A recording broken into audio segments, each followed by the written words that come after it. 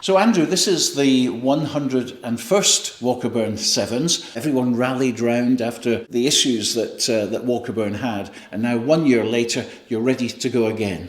Well, yes, it's been an interesting year, and it was certainly an interesting Sevens last year, and as I said at the time, we will be back, and here we are. We've got a full afternoon of rugby, and we have some amazing teams coming along. We have obviously Walkerburn, we have Gala YM, yes, you heard that correctly. That's good to hear, isn't it? Because they've had a very tricky season. As have we over the last few years, but Gala YM and Walkerburn are actually very close, and you know they've really gone and tried to put a team together, and we were highly delighted they could and welcome them with open arms. We have the West Linton Lions, who are, I suppose if you like, a Barbarians team coming down from West Linton. We have the Thebans, we have Harrington, Peebles, Selkirk, Kelso, Melrose, Heriots, last year's winners, Pennycook and Earlston.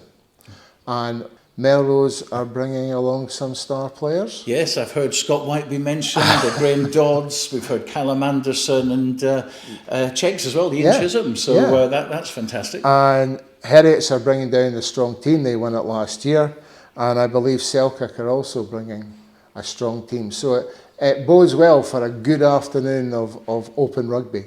So yeah, there's lots going on for the kids as well. We've got the Summer Festival Committee, they've got a tent and they're doing face painting.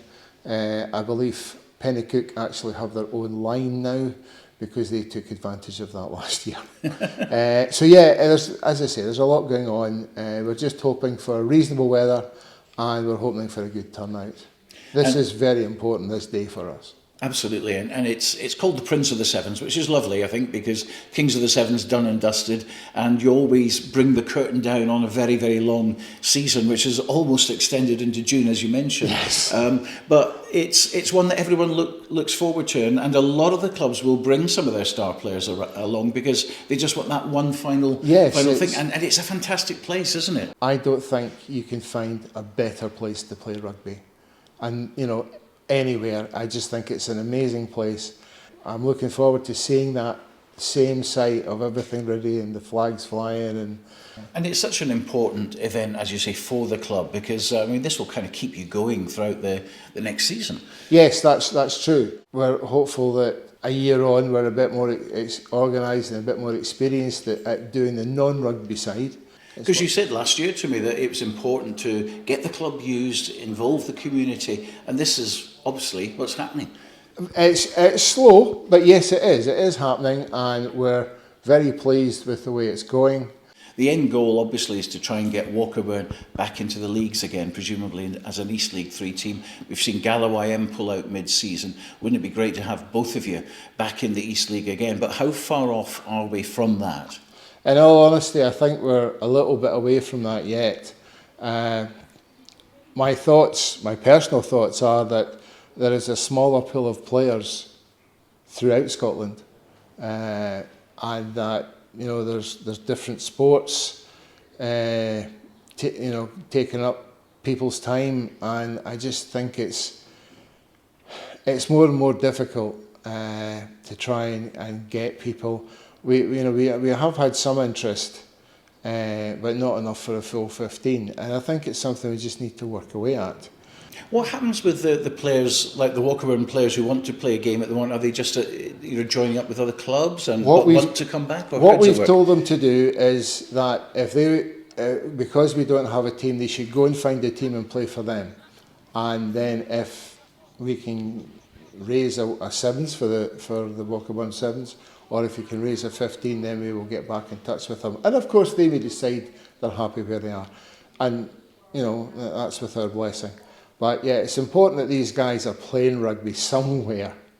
I do think beginning to think at this sort of level of rugby, we need to start thinking a little bit differently as to how we put together, and I'm not even saying meaningful fixtures, but putting together fixtures where if you don't have 15, is it really that important?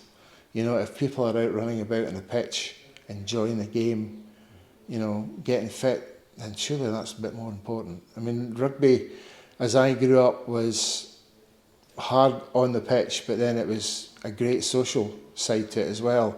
And the sad thing is, you know, the social side is not there if you don't have a team. I mean, it greatly saddened me when I heard about Galloway M, and it's difficult. But, you know, you go to all the border clubs and you'll see where they used to have a thirds, they now only have first and seconds. And, you know, one or two clubs in Hawick I know have had difficulties. So, yeah, it's a shame that that's the way it's going. But, you know, we travel in hope. And the one other thing that I do really need to mention is that you may know that Stevie Dickson, our old president, passed away this last year. Very sad indeed. And as a mark of respect to Stevie, we have, through the generous donation of Mr. John Miller, have a new trophy. And it's the Walkerburn Sevens Stevie Dickson Memorial Trophy for the Prince of the Sevens. And it will be presented for the first time on Saturday. And it will be presented by Ali and Kerry. We've asked them to come and present it, along with John. John will be there as well. And they were bowled over and delighted. So we're really happy to do this. And it was a no-brainer. We all of us felt we had to commemorate the work that Stevie has done for decades for this club.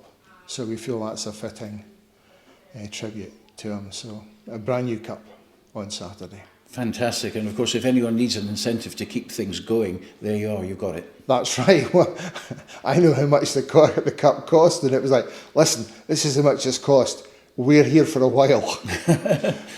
So it's a very positive ending. There's still work to be done, but Walkerburn Rugby Club's still here.